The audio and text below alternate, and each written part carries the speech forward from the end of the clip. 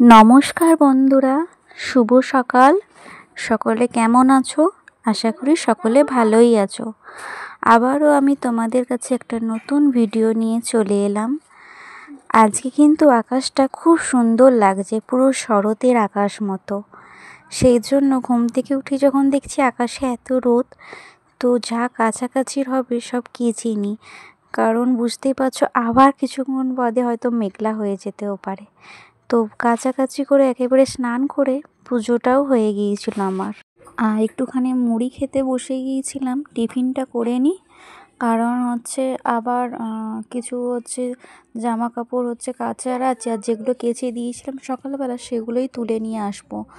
আর যেহেতু কলে জল চলে গেছে, আজকে পুকুরেতেই কাছাকাছি করতে হবে। চারিদিক তো জলে পুরো একদম পরিপূর্ণ হয়ে গেছে যাকে বলে। আর কি বলবো, আর একটু না লাইভে এসেছিলাম, সেই জন্য আজ টিফিন করতেও দেরি হয়ে গেছে। আর এই যে দেখো, পুকুরেতেই বাসনগুলো ধুচ্ছি, আর মেয়ে একটু ভিডিওটা করে দিচ্ছে।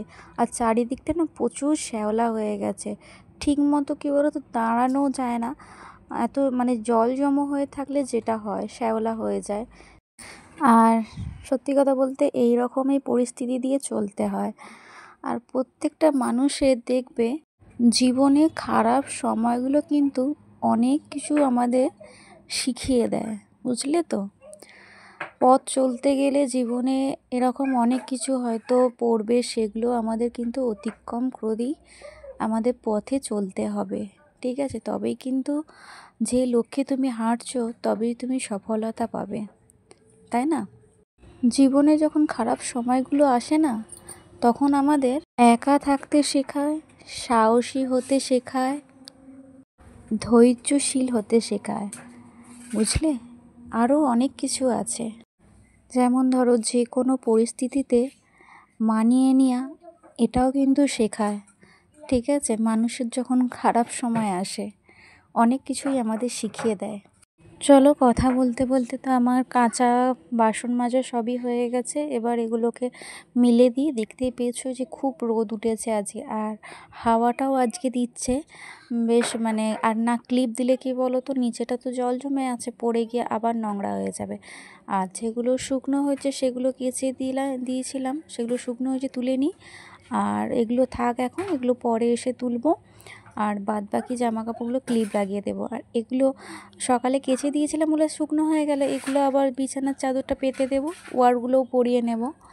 আর এই দেখো চারিপাশটা দেখেছো তো, এখনও যদিও বা একটু জল শুকনো হচ্ছে, আবার জল ভরাট হয়ে যাচ্ছে। এই যে আমাদের এই জলের পরিস্থিতিতে এইরকমভাবেই চলতে হয়।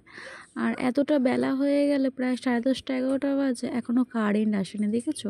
আর ঘর তো কী অবস্থা হয়ে গেছে। চলো চাদরগুলো পেতে দিই বিছানাতে, নাহলে কীরকম বাজে একটা ঘরটা দেখাচ্ছে, তাই না? তো আমার যখন খারাপ পরিস্থিতি আসে, তখন আমি একটা কথাই মনে মনে জানি, ভগবান শ্রীকৃষ্ণের বাণী একটা শুনেছিলাম যে তুমি একা নও, শুধু অনুভব করো আমাকে।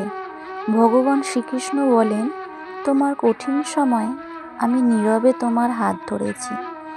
হয়তো তুমি দেখতে পাওনি, কিন্তু আমি সব সময় পাশে ছিলাম, এখনও আছি, শুধু বিশ্বাস রাখো।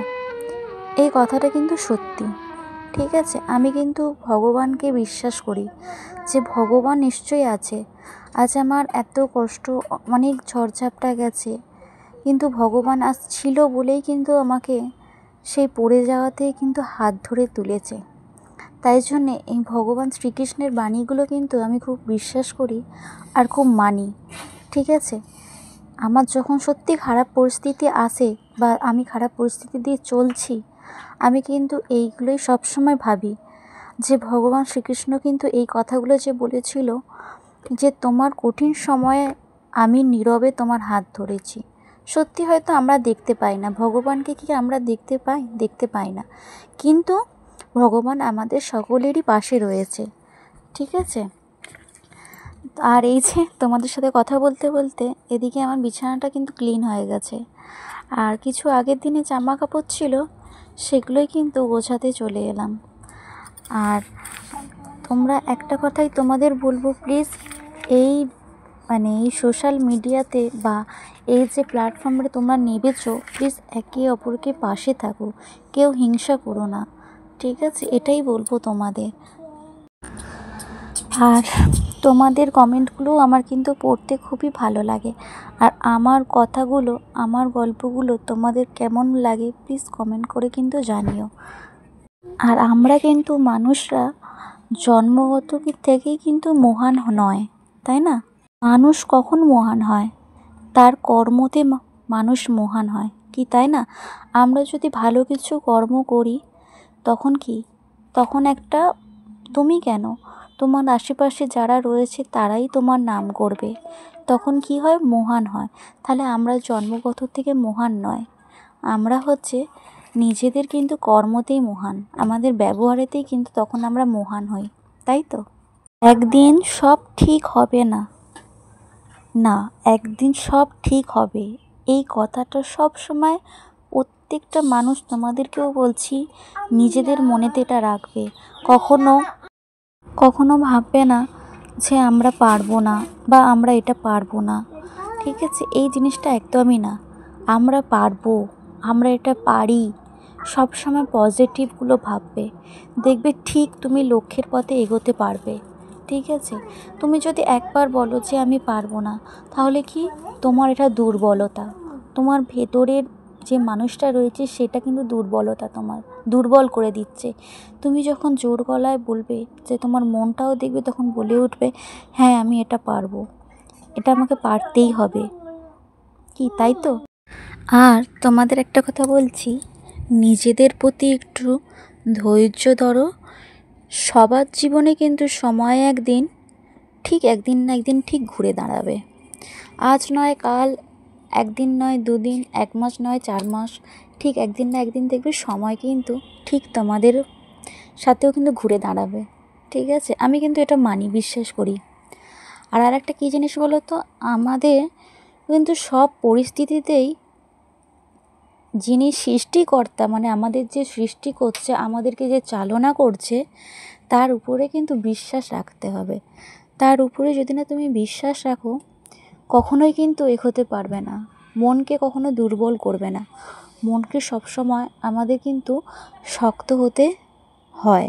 কারণ কেন বলো তো, আমাদের জীবনে, আমাদের মতো মধ্যবিত্ত ফ্যামিলিতে বেশি কিন্তু অনেক খারাপ সময়গুলো আসে, যে খারাপ সময়গুলো আমাদের অতিক্রম করতে হয়, ঠিক আছে? তোমাদেরকে আগেও আমি বলেছি, এখনও বলছি, সেই সময়গুলোকে আমাদের ধৈর্য ধরে অতিক্রম করতে হয়, তবে কিন্তু আমরা সাকসেস হব, কি তাই তো?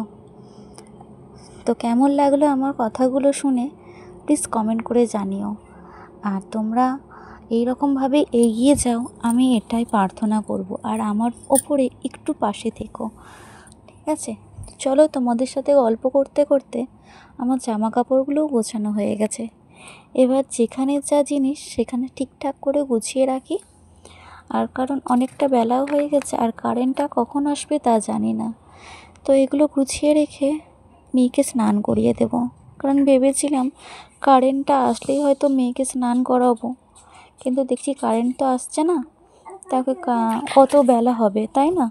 তো সেই কারণে ওকে স্নানটা করিয়ে দিই, স্নান করিয়ে দেব, দিয়ে হচ্ছে একটু কিছুক্ষণ এগুলো গুছিয়ে নিয়ে একটুখানি বসবো। কারণ এগুলো গোছাতে গোছাতে না প্রচণ্ড ঘেমেও গিয়েছি আমি, কষ্টও হচ্ছে নিজেরও। আসলে বলছি না, কষ্ট করলে, কষ্ট তো করতে আমি রাজি আছি, কষ্ট করলে তবে তো ভালো কিছু জিনিস পাওয়া যায়, তাই না? তো আর নিজের সংসারের জন্য কষ্ট করতে তো আমি রাজিই আছি। আর এই যে জামা কাপড়গুলো যেগুলো গুছিয়েছিলাম সেগুলো ঠিকঠাক করে জায়গায় গুছিয়ে রেখে দিলাম। আর তারপরে লাস্টে মেঝেটা একটু ঝাড়ু দিয়ে নিচ্ছি, কারণ বিছানা পরিষ্কার করেছি, সেই একটু ধুলো ময়লাগুলো একটু পড়েছিল, সেগুলো নাহলে এগুলোই আবার পায়ে পায়েতে কী হবে বলো তো, বিছানায় উঠে যাবে। যেই তো আজকে চাদরটা কাচলাম, আর তাছাড়া 2 দিন ছাড়াই বাচ্চা ছেলের ঘরে তো চাদর কাচতেই হয়, কিছু করার নেই। তো আমি 2 দিন ছাড়াই, তো দেখেছো এই কদিন শুধু 2 দিন কি এক্সট্রা 3 দিন হয়ে গেছে, কারণ বৃষ্টি হওয়ার কারণে আমি চাদরটা কাচতে পেরেছিলাম না। তো আজকে যেহেতু আকাশটা দেখলাম এত সুন্দর পরিষ্কার, তো থাকতে পারলাম না, সব জামা কাপড় পার করে কাচা হয়ে গেছে। তো আর চলো, এদিকে হচ্ছে এইগুলো সব গুছিয়ে পাট করে রেখে দিই, কারণ যেখানে যা জিনিস সেখানে না রেখে দিলে কি বলো তো, সেই কাজগুলো পড়েই থাকবে। ওই জন্যে আমি যখন যেটা সময়ের কাজ তখন সেটা সেরে ফেলি, এটা করে নেওয়াই ভালো। কারণ এগুলো যদি আমি ধরো রেখে দিই যে না পরে করব, পরে গোছাবো, সেই পড়েই থাকবে। যদি একটু বসে মানে আমরা কি বলো তো, সারাক্ষণ কাজ করি, যদি একটু শুয়ে বসে পড়ি আর তখন আর ভালো লাগে না। সেই কারণে এগুলো গুছিয়েই নিই একেবারে। গরম তো হচ্ছে, কিছু আর করার নেই। এগুলো গুছিয়ে নিয়ে তারপরে হচ্ছে মেয়েকে স্নানও করিয়ে দিয়েছি। ওর দিদি হচ্ছে চুল আঁচড়ে দিয়ে টিপ পরিয়ে দিয়েছে, আর এদিকে আমি কাজ করছিলাম ভিডিওটা অন করে দিয়ে। আর আজকে বেশি কিছু রান্না করিনি, ওই জন্য সেরকম আর তোমাদের সাথে শেয়ার করলাম না, কিন্তু শর্ট ভিডিওই দিয়ে দেবো। যেহেতু আজকে হাজব্যান্ড খাবে না বললো দুপুরবেলায়, তাই জন্যে হচ্ছে আমি আর আমার 2 মেয়ের জন্য ঢ্যাঁড়স আলু দিয়ে একটু তরকারি করেছিলাম, আর ছোটো মেয়ের জন্য একটু মুসুরির ডাল আর ডিম সেদ্ধ আর আলু সিদ্ধ করেছি। আর 2 পিস মাছ ছিল, ওকে আর ওই মাছটা দেবো না, ফ্রিজে যেহেতু আমি আর মেয়ে খেয়ে নেব, ঠিক আছে, আর কিছু করিনি। আর ওদিকে গল্প করতে করতে গোছানো কমপ্লিট হয়ে গেছে। আর এদিকে তোমাদের সুন্দর একটা শরতের আকাশ দেখিয়ে দিলাম, কেমন লাগলো জানিও। আর আজকে ভিডিওটা এইটুকুই, কেমন লাগলো কমেন্ট করে কিন্তু অবশ্যই জানাতে ভুলো না যেন।